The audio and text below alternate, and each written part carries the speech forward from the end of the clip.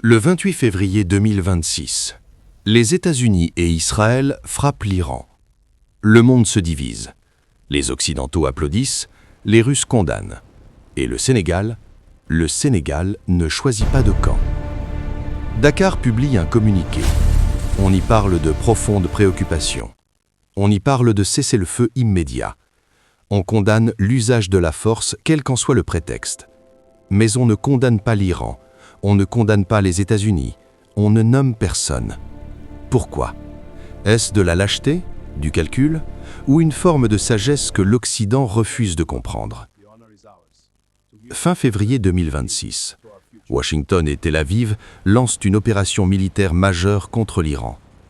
Les frappes visent des installations nucléaires, des bases des gardiens de la Révolution. Ali Khamenei, guide suprême depuis 1989, est donné mort. Le Moyen-Orient bascule. Face à cette onde de choc, la communauté internationale se fragmente. L'Europe hésite, la Russie et la Chine s'indignent. L'Afrique, elle, adopte une position plus nuancée. Le Sénégal, dès le 28 février, exprime sa profonde préoccupation face à l'escalade, alertant sur les graves risques que ces événements font peser sur la paix régionale. Dakar appelle à un cessez-le-feu immédiat et exhorte les parties à faire preuve de la plus grande retenue. Mais dans ce communiqué, pas un seul nom, ni Washington, ni Téhéran, ni Tel Aviv. La question qui brûle tout le monde, pourquoi le Sénégal, pays à majorité musulmane, allié traditionnel de l'Occident, refuse-t-il de choisir son camp ? Première réponse, la doctrine diplomatique sénégalaise. Ce n'est pas nouveau. Depuis son indépendance en 1960, le Sénégal a construit une politique étrangère fondée sur un principe, le dialogue avec tout le monde, l'alignement avec personne. Le ministre des Affaires étrangères, Cheikh Niang, l'a dit clairement. Le Sénégal a publié son communiqué tôt, bien avant beaucoup d'autres pays, pour clarifier sa position. Une position qui n'est pas le silence, mais le refus de l'escalade. Dakar réaffirme que la diplomatie constitue l'unique voie crédible et durable pour sortir de la crise et encourage un retour rapide et sincère aux négociations dans le respect du droit international. Cette posture n'est pas de la neutralité passive, c'est une posture active de médiation. Le Sénégal veut être l'un des pays africains que toutes les parties écoutent encore. Et pour ça, il ne peut pas se permettre de brûler ses ponts. Deuxième raison. Le Sénégal et l'Iran ont une histoire mouvementée certes, mais réelle. Dès les années 70, sous le Shah, l'Iran apporte un soutien financier et économique au Sénégal, dans un contexte de guerre froide où Téhéran cherche à exporter son influence en Afrique. Après la révolution islamique de 1979, les relations se compliquent. Téhéran tente d'exporter sa révolution. En 1984, les autorités sénégalaises ferment l'ambassade iranienne à Dakar, accusant ces diplomates d'abuser de leur statut pour financer des médias et interférer dans les affaires intérieures du pays. Les relations sont rétablies dans les années 90, puis à nouveau suspendues. En 2010, le Sénégal rompt ses liens avec l'Iran après la découverte d'une cargaison d'armes iraniennes au Nigeria destinée à des rebelles opérant contre Dakar depuis la Gambie.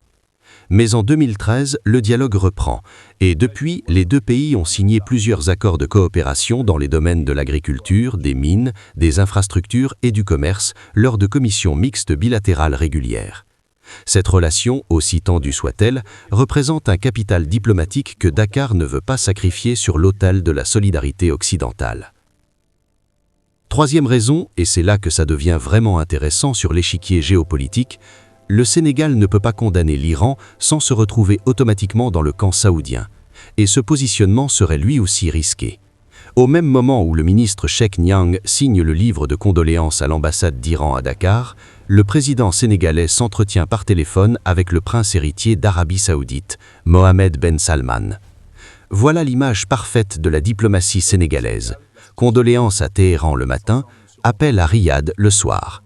Dakar entretient des liens économiques et religieux vitaux avec les pays du Golfe, notamment via les milliers de pèlerins sénégalais à la Mecque chaque année. Briser l'équilibre Iran-Arabie Saoudite pourrait coûter très cher. Mais cette posture d'équilibre commence à être ébranlée.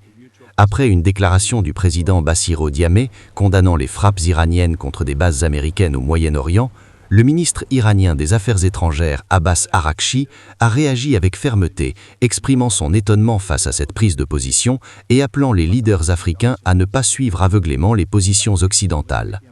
Traduction, Téhéran a envoyé un message clair à Dakar. Ne va pas trop loin dans le camp américain. Et le Sénégal l'a entendu. Le chef de la diplomatie sénégalaise s'est personnellement rendu à l'ambassade d'Iran à Dakar pour signer le livre de condoléances en présence de l'ambassadeur iranien Hassan Asghari. Ce geste ne se fait pas par hasard, c'est un signal, un recalibrage discret, une façon de dire à Téhéran « Nous n'avons pas choisi le camp de vos ennemis ». Alors, le Sénégal fait-il preuve de sagesse ou de capitulation? La réponse dépend de votre angle. Pour Washington et ses alliés, le silence de Dakar est une trahison morale.